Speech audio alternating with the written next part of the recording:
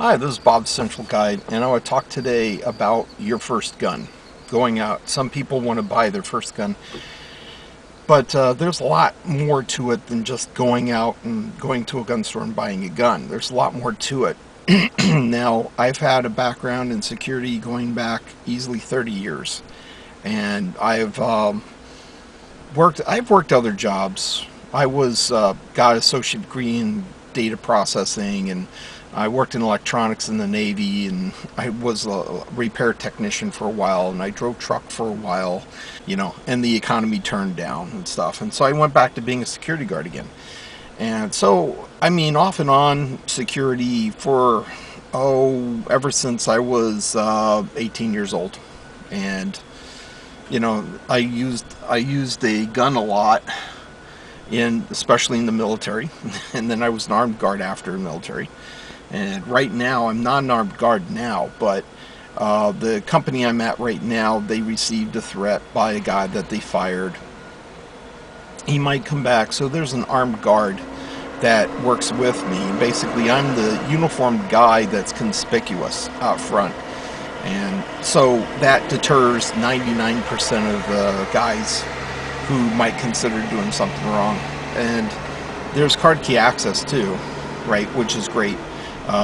There was one business I was working at that the guy wanted to shoot his wife, but he couldn't get through the door, the card key access door, and he was really drunk at the time and angry. And usually, if you can stop somebody within the first few days of being angry enough to kill somebody, if you can stop them for like 3-4 days, chances are they calm down after a while. But anyway, I've dealt with this situation a number of times over the years, and I've carried a gun a couple of times, and I've been involved with guns, and I currently own a bunch of guns.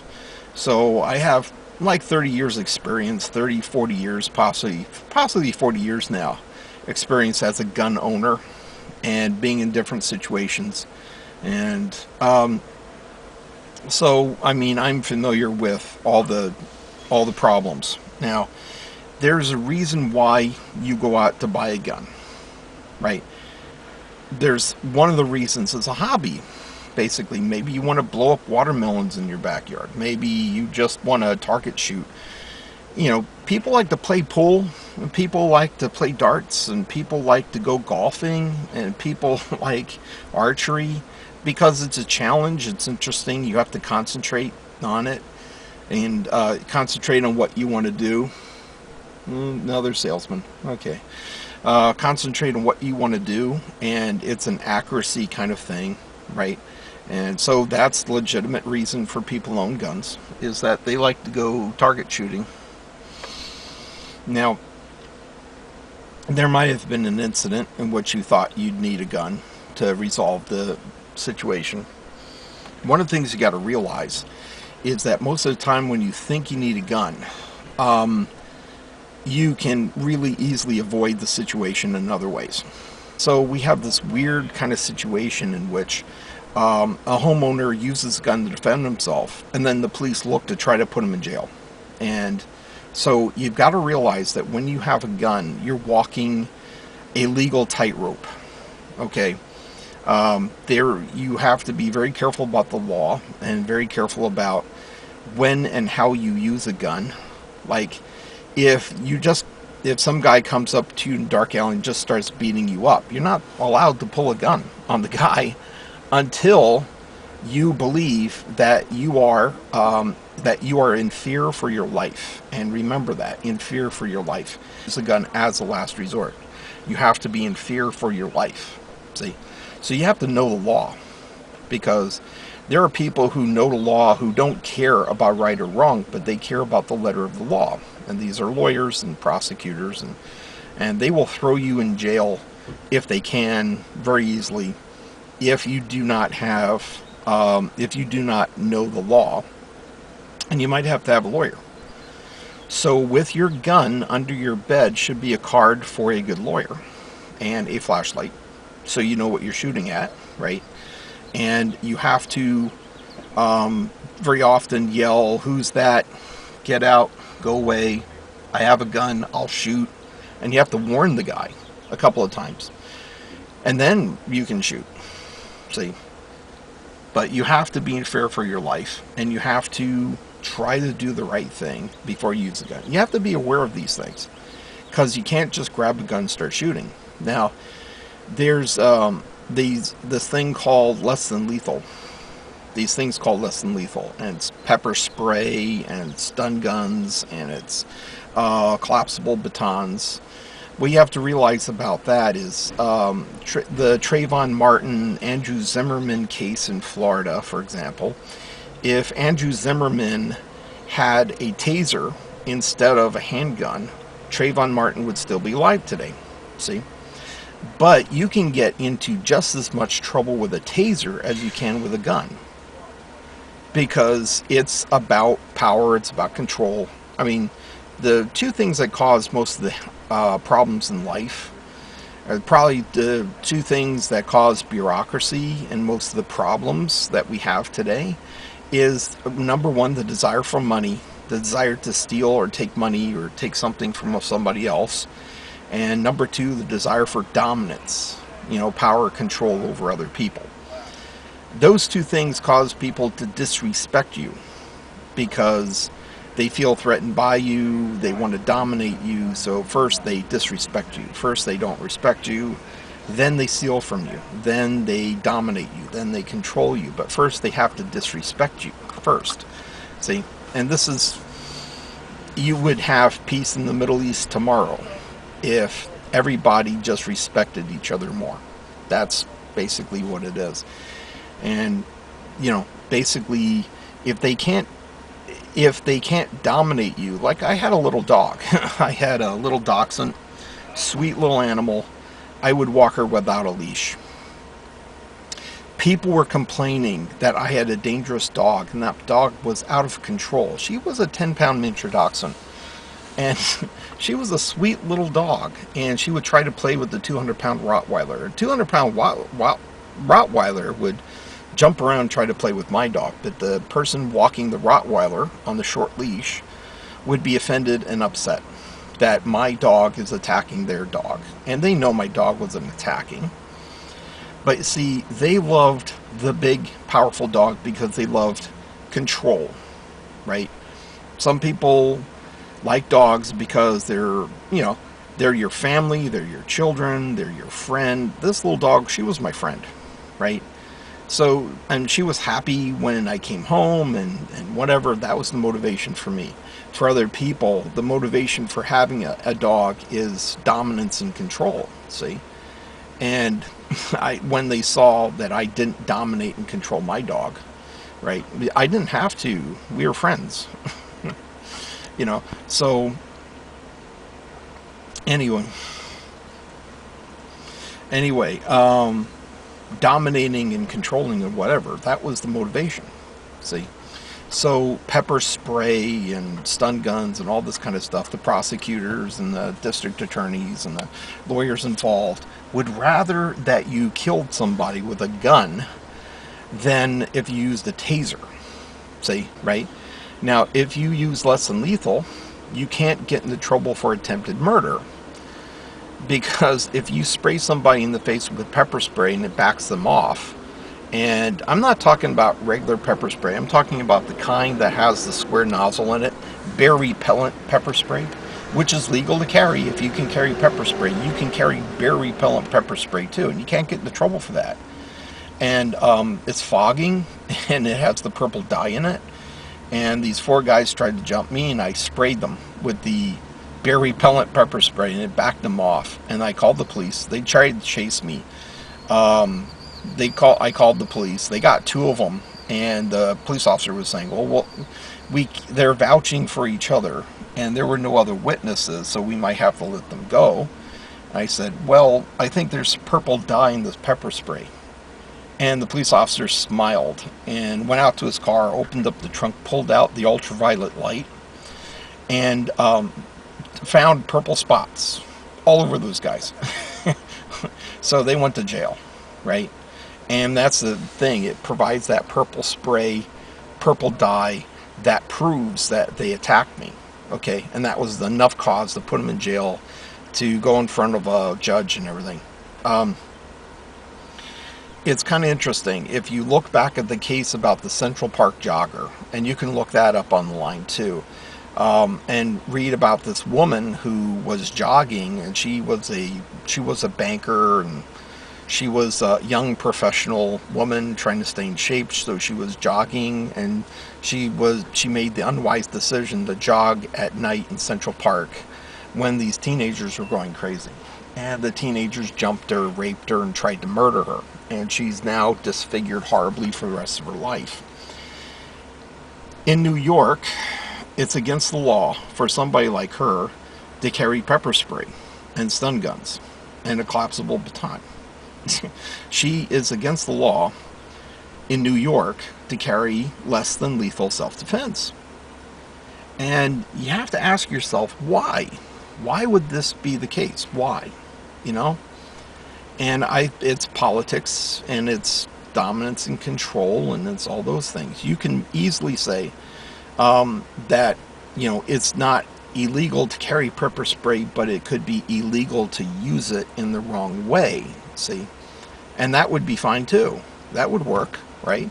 So that if you're worried about some kids buying pepper spray and then spraying it around their high school, for fun, if you're worried about that, just make it illegal to use it, see?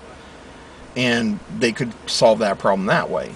But the idea of not selling less than lethal, that I think it's an overall agenda about disrespect for the common man to decide what you can and cannot do in your life, right? I was chatting with somebody from England over the internet, and I told him I had like 4 handguns, right? And he asked me why I would ever need such an arsenal, right? And I said, well, I was an armed guard. I was trained as an armed guard, and violence does occur, in life, and people need this and whatever. It's like, but why would you need anything other than da da da da da? Here's the trap that you fall into. When somebody thinks that they have the right to decide what you deem appropriate, see, it's not whether or not you should own a gun. It's whether or not you have the right to determine whether or not somebody should own a gun. See? And these guys in your European countries with monarchs, the Queen of England, right, raised in this attitude of everybody judging everybody else. See? We still have royalty in Europe and Middle East. We still have kings and queens. We still have people raised with the idea that all rights come from the government or come from the king, and that rights are not given to you by God and needs a reason to take those rights away, right? Declaration of Independence. It's this basic attitude that someone else gets to decide what you can and cannot do. See? Now, maybe you need an AR-15 if you are in a neighborhood in which there's lots of gang activities. But if you're confronting 16 people, maybe you need a gun that has a 15-round magazine, okay? Maybe there is a reason for you, okay? I don't know your situation. I don't have a right to decide for you what you need, what you deem appropriate for you to defend yourself, right? And so there's these people who are like very comfortable with the idea of being judged, of judging other people and being judged by other people, because maybe, they did everything right on their test and the teacher gave them an A. I was the kind of kid who got every answer right on the test, but I would always get a B because it was the essay question, right? I'd ace the multiple choice and the one-word answer questions, and it was always the essay question that gets you, because the teacher favors the other kid and doesn't favor you, see? And I've always had that experience. So, I mean, people love the idea of judging and being judged. And they think that if they conform to what is normal, or how other people, they get love and acceptance out of that, see? And so there's a lot of people who have this general idea, this anti-common man agenda, that you have to worry about. And they feel they have the right to judge you. That's what you have to be careful about. I was studying Kung Fu when I was a kid because I was getting beaten up by bullies. So I learned Kung Fu. And years later, I was at the YMCA working out, and I was doing groin stretches and leg stretches. And this woman wanted to know whether or not I was into gymnastics, right? And, because I was doing all these unusual stretches, she thought I was a gymnast or something. And I said, no, martial arts. And she's like looking at me funny, like, martial arts? What? I said, well, I studied Kung Fu. And right away, her expression changed. It's like, oh my God, he knows Kung Fu, right? He's violent. And she complained to the management of the YMCA, and the YMCA, they had classes in karate at the time, right? So the guy behind the counter didn't know how to react, for that. And so there's this, there's these people who believe violence is never the answer, right? Violence is never the answer. Well, when a bully's beating you up, and the teachers aren't stopping it, the guidance counselor is not stopping it, and you learn Kung Fu, and then you fight back, and you give the guy a bloody nose, even if he wins the fight, but you still give him a bloody nose, he's not going to beat up on you after that, right? And so violence does work. Otherwise, why would we have armies? Why would we arm our police officers with nightsticks and guns? I mean, why would we do that if violence was never the answer, right? Sometimes violence is the answer, unfortunately, and you have to have the right to fight back. This woman would take her kids to soccer practice. She would take her daughters to ballet lessons, but she would never take them to karate lessons, right? But you have to be able to defend yourself. You can't rely upon the government to save you. You cannot, I've called the police a couple of times. There were these 3 salesmen pushed their way into the house. I was living with my mother, and she was in her 60s. And,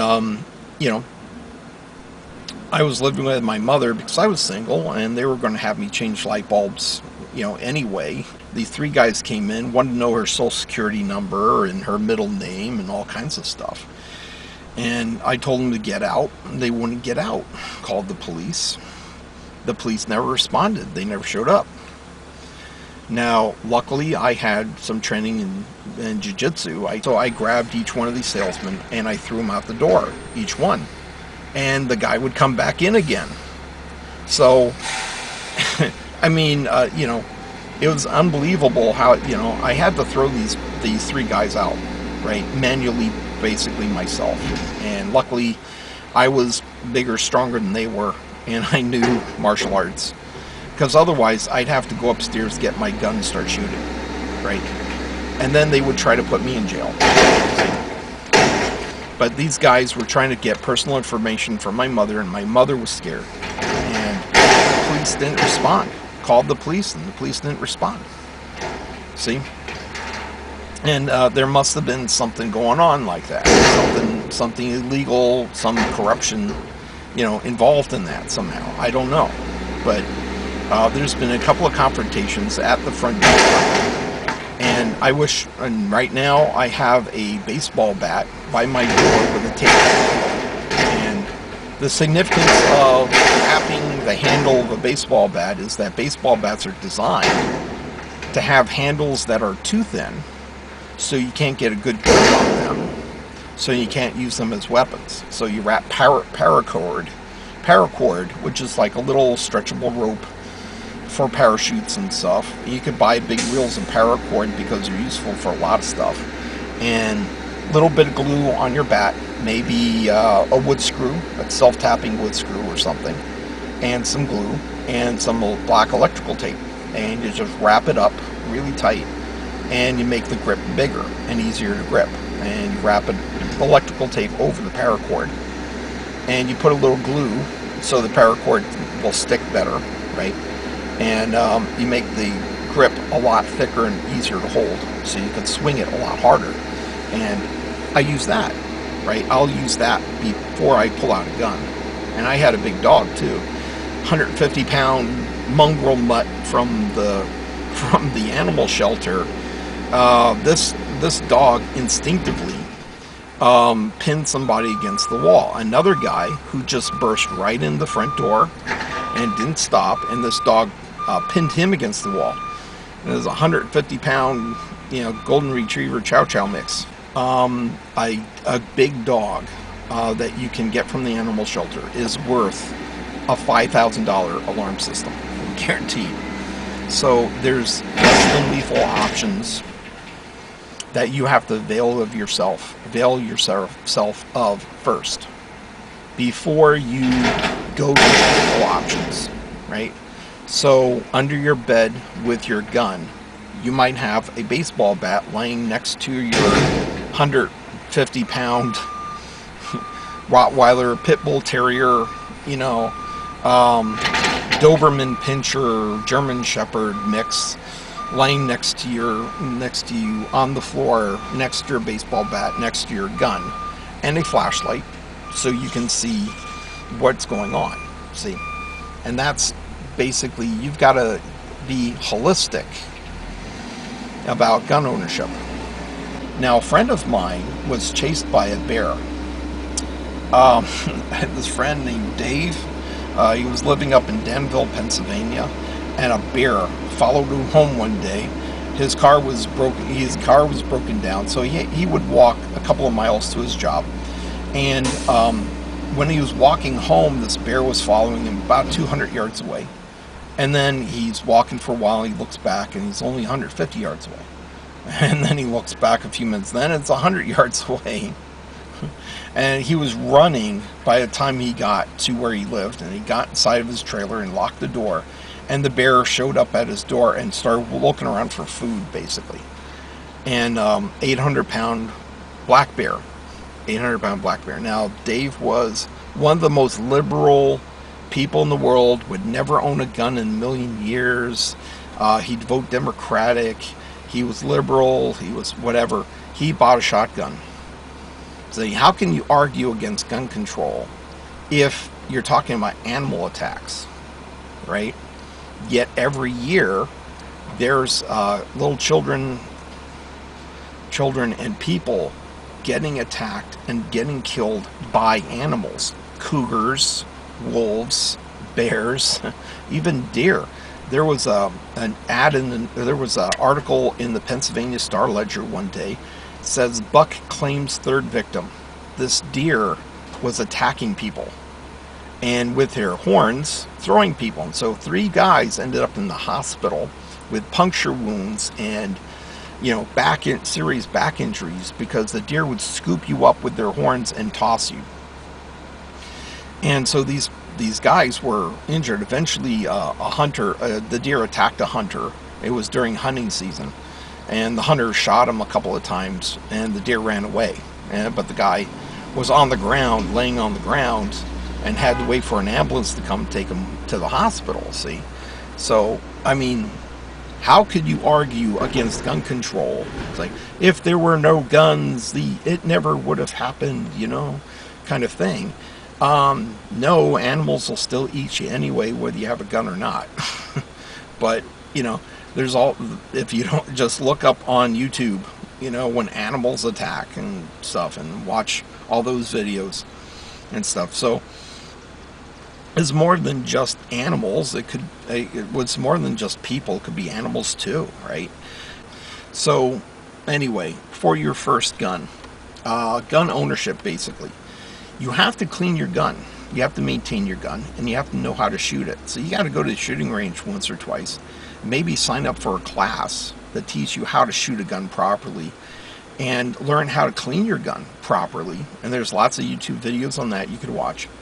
Know how to aim it properly. I took a friend of mine to a shooting range, and he couldn't hit the target, and the target was only 10 feet away because he wanted to do the cowboy thing and shoot right from the hip, and he was missing the target. He missed the target, and the target was only like 10 feet away.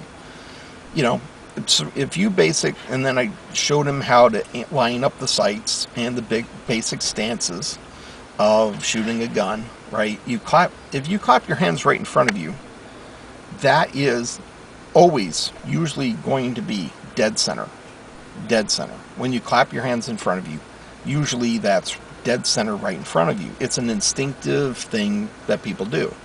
So they teach the simple A-frame style of shooting at the police academy and a lot of police officers, in which first you just slap your hands together in front of you and then extend it straight out. And that's exactly where you hold the gun, right? And if your shoulders are lined up on the guy properly, you can slap the gun right in front of you, extend your hand directly out, and you're dead right on target automatically without even thinking about it too much. An instinctive way of shooting. Then there's another stance in which you hold the gun in your right hand and you stretch out your arm. You line up the sights, with your right arm, right? Extend your arm out, and then you, with your left hand, grab your wrist in your right arm, and you pull it to the left side, and your right arm becomes the stock of a rifle, essentially. So your right hand stays stiff. You line up the sights. You keep your right arm stiff, and then you use the left arm, pull it over, and basically then you stand 45 degrees to what you're shooting at. And it's always far more accurate that way. And it's quick if you practice with it, right? Now, I have a lot of semi-automatics because I might go back into armed guard work. So I bought some semi-autos and stuff. One very popular one is like the Glock 19. Dedicated gun, and it has to be kept clean, and you have to know how to clean it. You have to literally take it apart to clean it. Now, for that reason, I recommend having a revolver, okay? Because revolvers are real simple, very, very simple. Chances are you won't need more than 5 or 6 rounds, right? Chances are, and most cases. And that's why a lot of police officers still carry revolvers.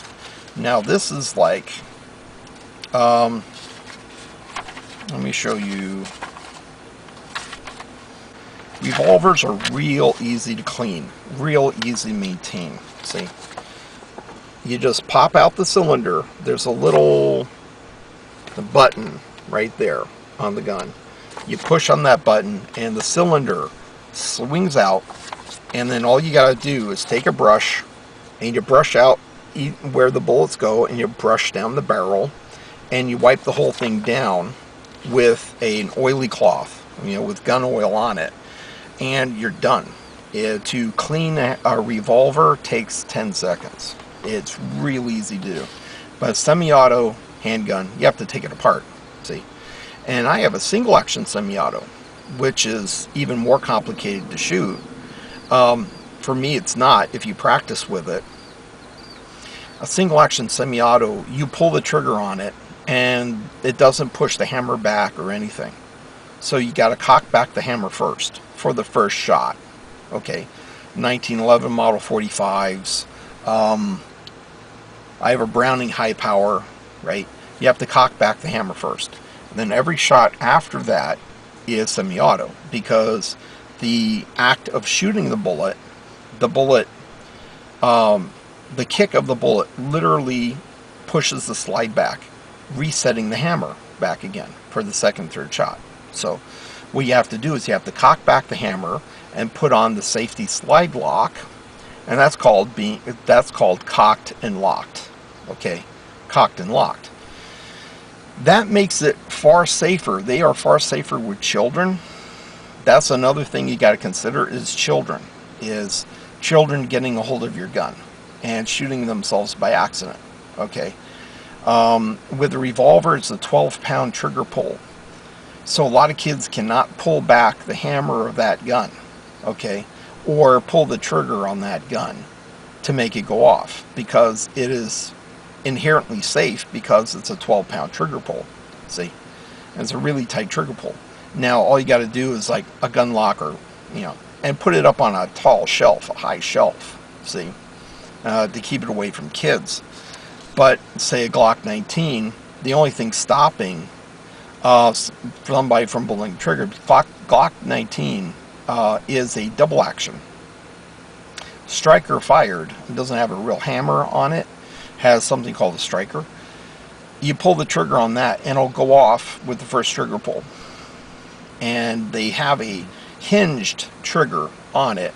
Supposedly that would stop little children with small fingers from doing it. But, you know, it's not going to be as good, right, as a single action only semi-auto, right, because it's much more complicated, right? And so there's different ways you carry the gun, different ways you do it, different ways you shoot it. If I pulled out my Browning high power or my 1911 45, it's already cocked and locked. I would pull it out with my thumb. While I pull it out of the holster, I would take the safety off, unlocking the slide, and then I can pull the trigger of the gun. Or I will carry it with no bullet in the chamber, right? Loaded magazine, no bullet in the chamber, and the first action I have to do is the left hand has to come over, rack back the slide, which will load the first round and cock back the hammer, see? And then you can fire it then.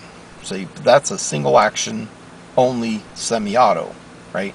Double actions are kind of dangerous that way, see? So you have to be extra careful with those. And with a revolver, it's a 12-pound trigger pull. See, so that is the safety there on the revolvers. Okay, and I think I trust that a lot more, right? But another thing, maintaining them, you know, cleaning the gun, running brush down the barrel, and cleaning out the cylinder and whatever, it's more likely not to jam. With a semi-auto, if you don't clean it properly, it'll jam after the first round. And even if you have a 19-round capacity magazine or a 15-round magazine, if it jams after the first shot, it's only a single shot gun. See? With the revolver, the worst thing that can happen is that this cylinder doesn't properly rotate, and then with your finger, your left finger, you push it to rotate a little bit further, and that's about as bad as it gets with a revolver. So 5 rounds, 6, 7 rounds, that's all you're probably ever going to need 90% of the time. See? And then the fact that it doesn't jam as often as a semi-auto would jam, right, makes that a good prime candidate for your first gun. This is the example of like the ideal revolver you should get, right? This is the TARS Model 66. And TARS Model 66, 357 Magnum, 4-inch barrel. It is nice big sights on it, so it's easy to look down the sights, easy to line it up quickly. It is the type of gun that police officers carry very often. Now there's also the Ruger GP100. There's also Smith & Wesson. Makes them. All these different companies make all these different types of guns. See, now a 357 Magnum. Significant about that is that the same bullet that's a 38 Special is also a 357 Magnum loaded hotter. Okay, 38 Special bullets loaded to 200 foot-pounds of pressure. A 357 Magnum bullet is loaded to 500 foot-pounds of pressure, and you can shoot both of those bullets out of the same gun. So, if you get the 357 Magnum handgun, you can use every kind of bullet imaginable between the low power 38 Special and the highest possible power 357 Magnum. You have a tremendous range of bullets there, and that means that you can use the bullet that feels the most comfortable for you. See? Now, a 9mm bullet, now, understanding this, 38 Special is actually 0.357 of an inch. Okay, a 357 Magnum is 0.357 of an inch. A 9mm is a 0.355 of an inch. 0.02 of an inch difference. Okay, which means you can't use the 9mm bullet in a 357 Magnum handgun, but it's basically the same kind of bullet, which is why this snub nose, well, it's a short-barreled revolver, right? Shoots a 9mm bullet. See, you can make a revolver shoot a semi-auto bullet, okay, with something called half-moon clips, right? Can hold the bullets in the chamber, and so you can have 9mm bullets. It's about the same. 9mm is 300 foot-pounds of pressure. A 45 ACP is 330 foot-pounds of pressure, right? That's what you got to realize is 300 foot-pounds of pressure, a little bit more than 50% more than a 38 special, right? But not as much as 9mm. Now 40 caliber Smith & Wesson, 40 caliber is bigger. It's a bigger diameter bullet, but basically it's the same basic weight as a 357 Magnum bullet. You can get a 150, 160 grain 40 caliber Smith & Wesson that has 400 foot-pounds of pressure, see, behind that. So 40 caliber, many people say a 40 caliber Smith & Wesson semi-auto handgun is the same as a 357 Magnum bullet, right? That basically was designed to be close to that, see. So any of those bullets would basically be about the same. So 357 Magnum is a serious round. So you don't have to feel that you're not, because you don't buy a 40 caliber or Glock 40 caliber, or you don't buy 9mm Glock 19 with, you know, I think 19 rounds or something in it. I think they put 19 rounds in it. 15, you know, rounds. You're not really compromising if you don't want to.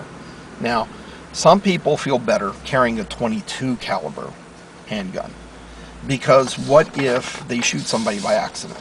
See? At the same time, with a 22 caliber handgun, you could have 8 or 10 shots with that handgun.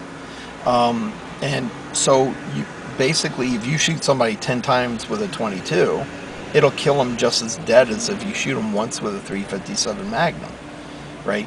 And if you're scared about shooting somebody by accident, or if you don't want to deal with a big bullet that kicks a lot, right, you can go 22, or there's a 327 Federal round, which is interesting, which is like a 32 caliber, which, you know, my dad, after World War II, was very popular to have a 32 H&H Magnum handgun because it was an alternative to a 38 Special.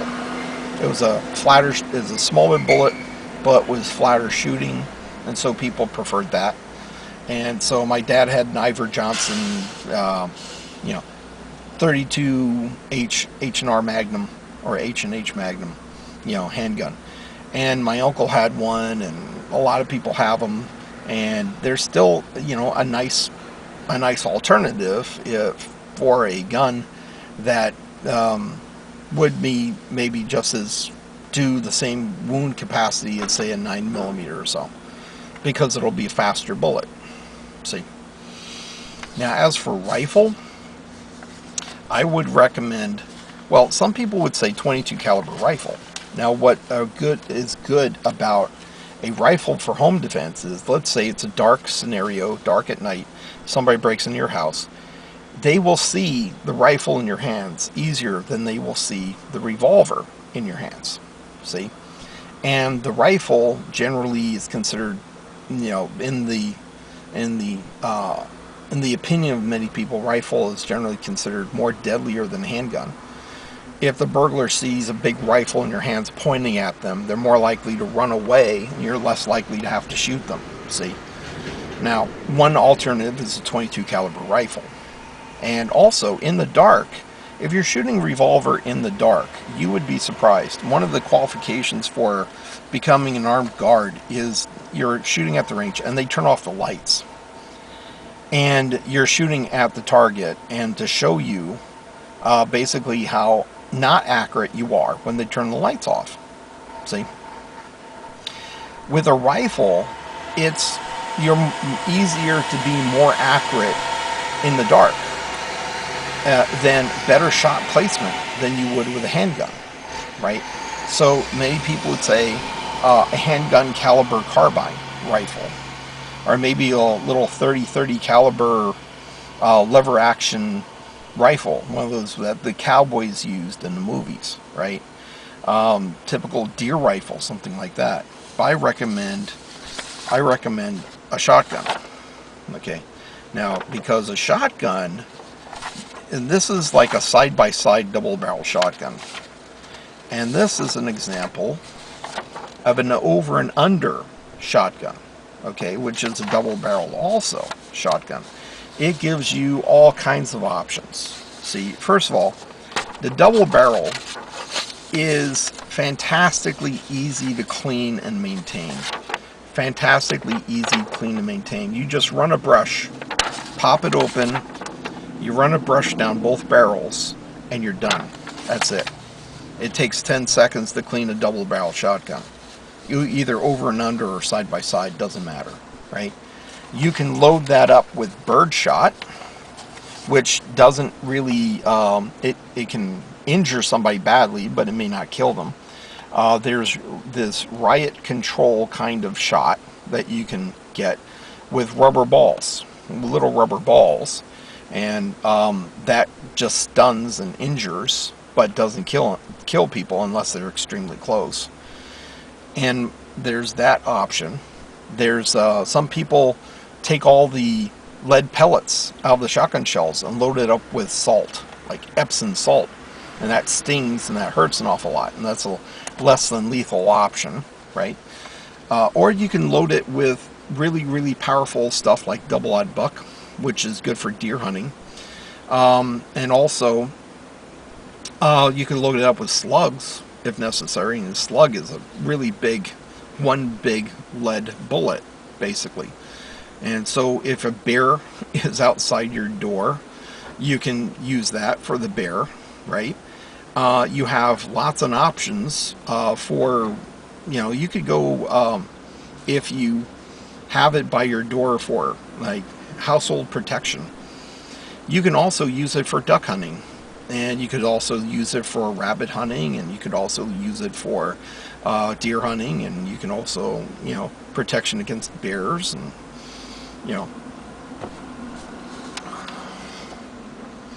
you have lots of options, lots and lots of options. So I recommend a very simple to clean, easy gun, like a double barrel shotgun or like a revolver, because they're easy to clean, easy to maintain, right? And you have to know the laws in your area, and you have to think through the scenarios that you're in. You need a flashlight to see what you're shooting at in the dark, right? Because you don't want to shoot anybody by accident, like your teenage daughter who slipped out of the house, slipped out of her house, in your house in the middle of the night to go out with that boy who has a motorcycle, or, whatever, or your son or your uncle who might be drunk or something, right? Flashlight. Also,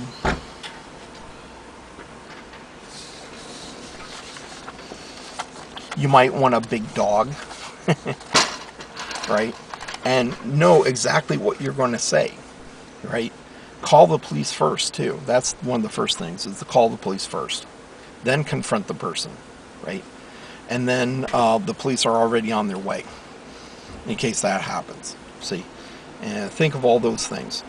And that's what it entails. Okay. I hope this helps you. Okay, and maybe I might edit this video down and make it simpler and easier and faster to watch. Okay, thank you.